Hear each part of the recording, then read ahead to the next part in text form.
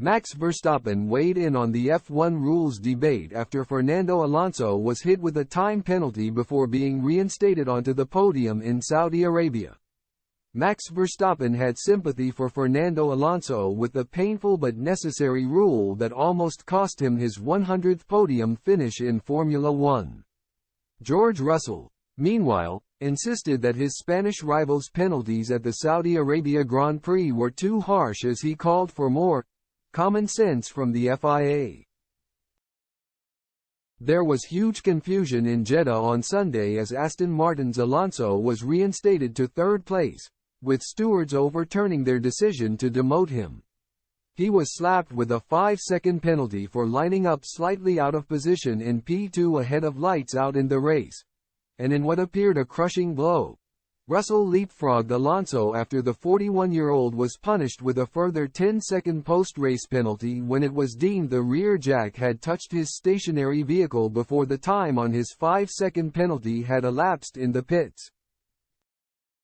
But the decision was changed by the FIA upon review, with stewards accepting they were mistaken with their original verdict that declared that Aston Martin were gaining an advantage by working on the car. Mercedes star Russell looked to have profited with his first podium of the season before learning of his demotion, and admitted both time penalties handed to Alonso were harsh. But Verstappen, who seared through the field to finish second behind teammate Sergio Perez on another dominant Red Bull weekend, believes stringent rules still need to be enforced in the sport. "It's painful when this happens, but it's the same with the white line for track limits," the Dutchman said. "Sometimes you argue. Did you gain anything going wide or not, going outside of it? I think at one point we do need a rule. It looks really silly if people start to take advantage of going really left and right." Russell, meanwhile, graciously settled for a P4 finish but showed great sportsmanship as he embraced Alonso when initially promoted to third.